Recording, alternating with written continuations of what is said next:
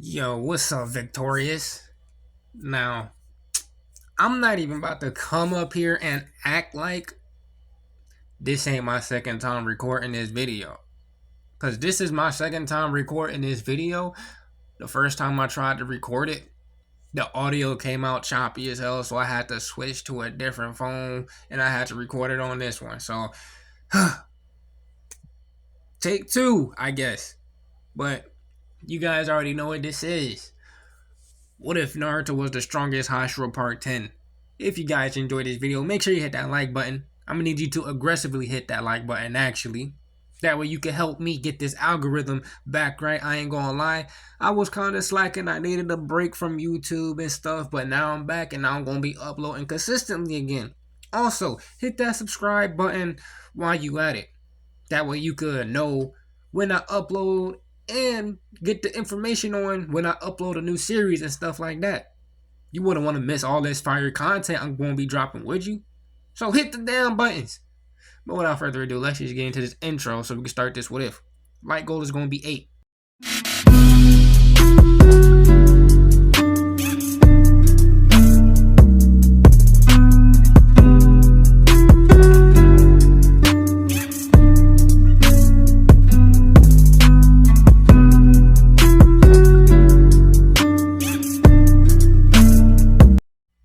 The midday sun filtered through the dense canopy and fractured beams of gold, dappling the forest floor far below. High above it all, where the air thinned and the world felt quieter, Naruto Uzumaki sat perched on a thick tree branch, with his back against the trunk, one knee raised and an arm draped lazily over it. The bark beneath him was rough, ancient, and sturdy, more reliable than most people he'd met since arriving here. Below him, the Demon Slayer core went about his business. He could hear it if he focused. The distant rhythm of footfalls, the faint clink of steel, the soft flutter of crows passing overhead. Somewhere not far from here, the Hashira were gathered once more, voices raised in discussion. Nah, in argument. Naruto knew better than to pretend he didn't. He could practically feel the friction in the air. The same kind that preceded infighting in shinobi councils back home. He wasn't there, and that was very much intentional. Naruto exhaled slowly, eyes half lidded, as the breeze stirred his Hiyori. He and Giyu had already made their stance clear, letting Nezuko live, letting her work alongside Demon Slayer. Had split the Hashira straight down the middle. Some tolerated the decision out of respect for Kagaya's authority. Others, Sanemi and Obanai, most notably, had barely concealed their disgust. Naruto had no patience for that kind of thing. It wasn't fear keeping him away. Even sealed under the fire release Great Fire Heavenly Prison, even with the overwhelming majority of his chakra locked behind layers of suppression, he existed in a different league entirely. Hashira were strong, exceptionally so, by this place's standards, but strength alone didn't impress him anymore. He'd fought wars, he'd buried comrades, he made decisions that shaped nations. This meeting, it was noise. And worse, it was noise filled with muttered insults and half-whispered contempt. Sanemi's habit of speaking just loud enough to be heard. Obanai's cold, cutting glances meant to provoke. Naruto could already imagine it, and the thought alone was enough to sour his mood. So, instead, he sat in a tree. The forest here was calm. Almost deceptively so. Sunlight warmed his skin, cicadas droned lazily, and for a brief moment, Naruto allowed himself to simply exist, no exceptions. No judgment, no ideology pressing down on his shoulders. Then a sound, a rustle, faint and fleeting, came from the opposite side of the trunk. It was so subtle that most people would have dismissed it as a bird shifting its weight or a squirrel scampering along the bark. Naruto didn't move. He didn't open his eyes. He simply sighed. For someone who claims to be what I am, Naruto said calmly, his voice cutting through the stillness, you're very inexperienced. There was a pause. Then, slowly another presence revealed itself. Tengen Uzui stood on a nearby branch, arms crossed, muscles tensed beneath his sleeveless uniform. His footing was solid, his balance impressive by this world's standards, but to Naruto it was sloppy. The man hadn't masked his presence nearly well enough. Worse, he hadn't realized Naruto had sensed him long before he'd arrived. Tengen's jaws tightened. He felt it, the dismissal, sharp and unambiguous disrespect. Yet there was nothing he could do about it. Naruto finally opened one eye, gaze sliding toward the sound Hashira with faint, unbothered curiosity. He didn't consider Tengen a shinobi, not truly. The man was too loud, too flamboyant, too desperate to be seen. A shinobi survived by vanishing, by erasing himself from the battlefield until it was already too late. Every time Tengen called himself a shinobi, Naruto felt insulted on behalf of the word itself. Why are you here bothering me? Naruto asked, tone flat. Tengen clicked his tongue and aggressively dropped down to sit on the branch opposite him, the wood creaking slightly under his weight. You're really something, you know that? He snapped, pointing accusingly. Headmaster called for you. I figured I'd tell you before I take my leave home. Naruto nodded once, accepting the information without comment. In a single smooth motion, he rose to his feet and stepped off the branch. There was no sound when he landed, no crunch of leaves, no shift of dirt, nothing. Tengen watched him touch down lightly on the forest floor and scowled. He hated that, hated how effortless it looked. Without another word, Naruto turned and began walking toward the Ubuyashiki mansion. The atmosphere changed the moment he crossed onto the mansion grounds. It was subtle, almost imperceptible, but Naruto felt it immediately. The air was heavier here, infused with quiet reverence and something else, fragility. Ubuyashiki Kagaya's presence permeated the estate, not through power, but through gravity. Even Naruto, for all his experience, found himself instinctively lowering his guard, just a fraction. He removed his sandals at the entrance and bowed respectfully to Kagaya's wife as she passed, her movements graceful despite the weight she carried. Then he followed Kagaya himself into the back room, sliding the door shut behind them. They sat across from one another on opposite sides of the low table. Naruto was relaxed, posture loose but attentive. Kagaya, pale and composed, folded his hands gently in his lap. What is this about? Naruto asked plainly. Kagaya raised one hand slightly, forestalling him before speaking. How do you like the Hashira so far? Naruto blinked, caught off guard. He hadn't expected that. They're fine, he said after a moment. Strong, dedicated, some I just don't want to be around. Kagaya nodded slowly. Those being who? Naruto hesitated briefly, then shrugged. Sanemi? Obanai? That's about it. Tengen aggravates me because he calls himself a shinobi when he's not, but he's tolerable. Kagaya's lips twisted faintly, as though amused. And what about Shinobu and Mitsuri? That earned a reaction. Naruto raised an eyebrow, blue eye sharpening, as they met Kagaya's. What do you mean? I don't have a problem with them. Why do you ask? Kagaya smiled, soft and knowing. Mitsuri talks about you more than she does anyone else. She becomes very animated when she does. Curious, perhaps? And Shinobu, he paused thoughtfully. You got her to change her mind. When Shinobu makes a decision, she usually sticks with it. Yet you influenced her judgment, regardless. Nezuko and Tanjiro. Naruto said nothing. He simply listened. And, Kagaya continued, her smile seems to have become real since your arrival. Before, it was often only a mask, one she wore to honor her sister's final wish. Naruto remained silent, expression unreadable. What I'm saying, Kagaya went on gently, is to be careful with what you do and how you treat both women. You are a grown man. I won't tell you what to do at 17, but in our line of work, emotions can become compromised. You could become headmaster. Naruto interrupted calmly, though there was steel beneath the politeness.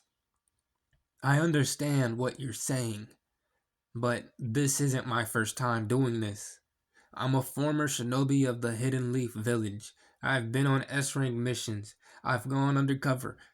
I fought in wars. His gaze was steady, unflinching.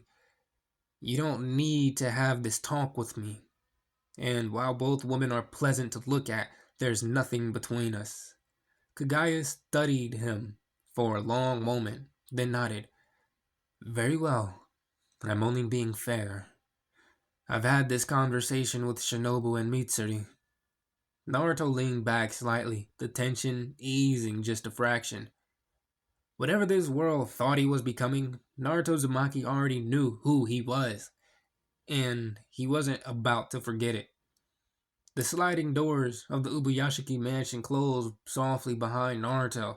The faint scent of incense still clung to his clothes as he stepped out into the courtyard, sunlight spilling across the stone path in warm sheets of gold. For a brief moment, the world felt calm again, quiet, bird song, the rustle of leaves, and distant murmur of attendants moving about their duties. Naruto adjusted his collar of his uniform slightly and began walking. He had only taken a few steps when he sensed it. Not subtle, not hidden, deliberate. His eyes shifted lazily to the right. Obanai Goro stood against the outer wall, one shoulder resting against the wood, arms folded loosely across his chest. Kaburamaru coiled around his neck, tongue flicking the air. The serpent's slit eyes were fixed squarely on Naruto. He had been listening, Naruto could tell, and he didn't care. Without breaking stride, Naruto walked past him, as if the serpent Hashira were nothing more than another shadow cast by the afternoon sun. The dismissal was clean, effortless. It stung. A moment of your time, Naruto, Obanai called out, his tone cool but edged with irritation. Naruto stopped. He didn't turn fully, only enough to glance over his shoulder, blue eyes half lidded. What? Obanai pushed off the wall with a soft scrape of sandals against stone. He didn't answer immediately. Instead, he began walking down the path that led away from the mansion grounds, expecting Naruto to follow. Naruto watched him for half a second. How unprofessional. Still, he followed. They walked in silence until the stone gave way to packed dirt, the trees growing denser around them. The path was secluded, quite far enough from the mansion that raised voices wouldn't carry. Obanai stopped first. I have an important question for you, he said evenly, and I want you to be honest with me. Naruto folded his arms loosely. Then ask. Obanai's mismatched eyes narrowed behind the bandages that framed his face. Kaburomaru shifted slightly, coiling tighter. Do you have any feelings for Mitsuri Kanroji? Naruto stared at him. For a moment, he genuinely wondered if he had misheard. This was why he had been brought out here. His mind flickered back to Kagaya's words. Mitsuri talks about you. Be careful. And now this? Was the serpent Hashira truly confronting him about romance while demons still roam the countryside, slaughtering villages? Naruto's expression flattened. I find her pleasant to be around. She's a pleasant person, he replied calmly. But as of this moment, no. I don't have feelings for the love Hashira. Obanai's jaw tightened slightly. Though his posture remained rigid, Naruto's gaze hardened just a fraction. I can't believe you're so unprofessional that you came to me with such an outrageous question, he added, voice cool and cutting. Shouldn't you be training, resting, or on a mission? Obanai stiffened. Naruto didn't wait for a response. He turned and began walking back toward the mansion. Wait, Obanai called. Naruto kept walking. Uzumaki. Still nothing. The message was clear. Whatever insecurity had prompted that confrontation, Naruto had no intention of entertaining it. Behind him, Obanai stood in the dirt path, fists clenched at his sides. 3 days later, the Butterfly Mansion courtyard buzzed with quiet activity. Training had resumed for Tanjiro and the others. Rehabilitation exercises mixed with Shinobu's less than merciful conditioning methods. The scent of herbs drifted through the air, blending with fresh soil and sunlight.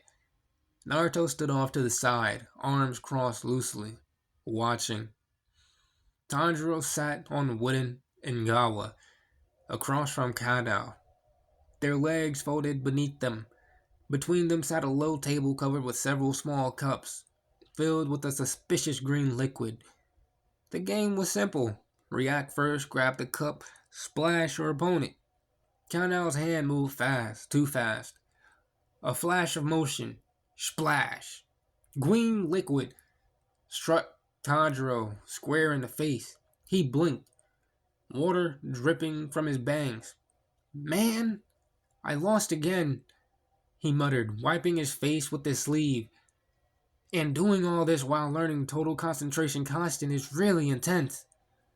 Naruto clicked his tongue softly.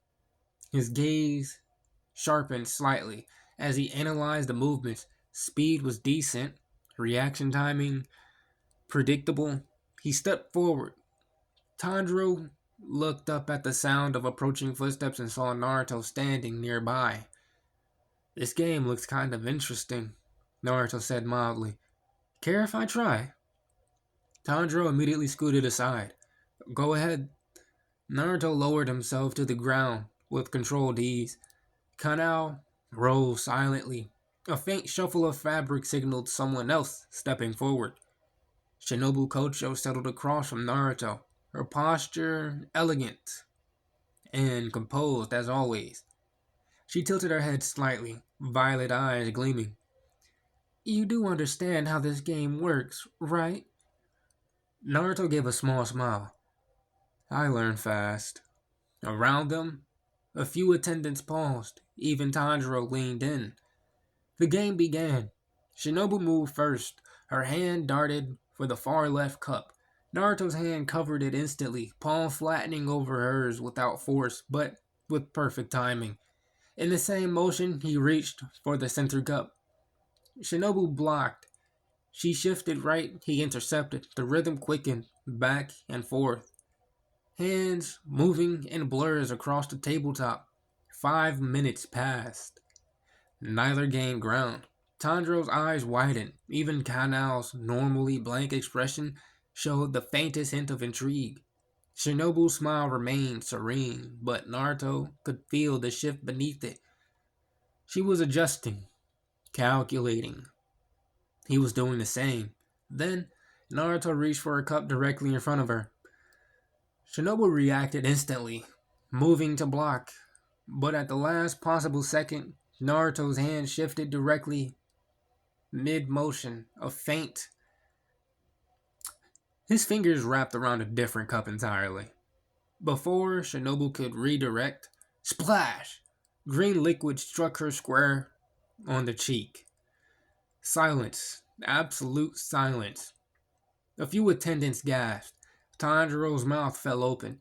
Shinobu sat perfectly still, droplets sliding down her face. For the first time since Naruto had arrived here, she looked shocked. Naruto lifted the now empty cup and sniffed the remaining liquid. Are we seriously throwing tea on each other? The tension broke slightly.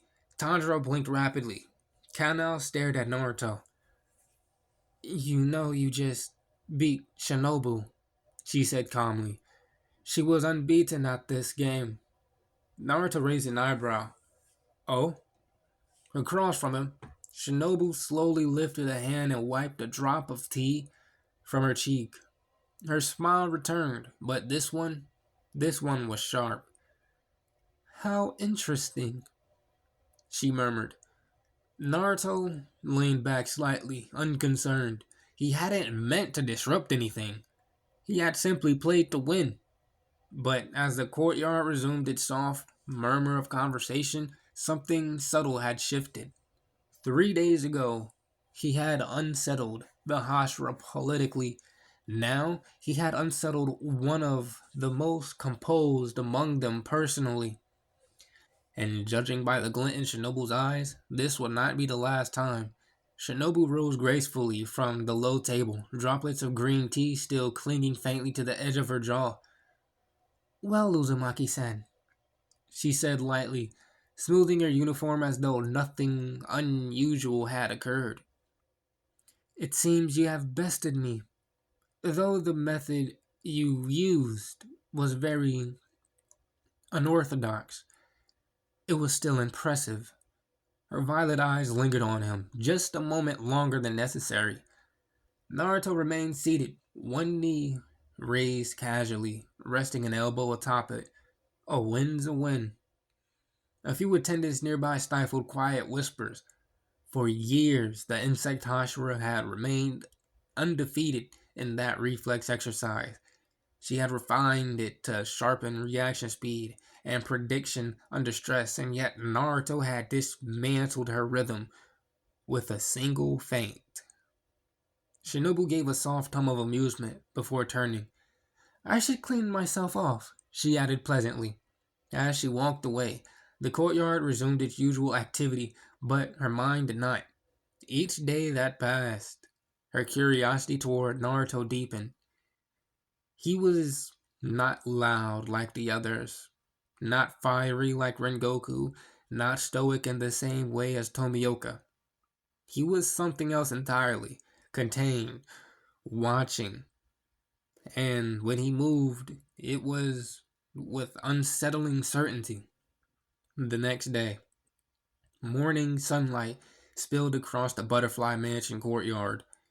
Lower ranking demon slayers ran laps, performed breathing drills, or balanced stones atop their palms to refine focus.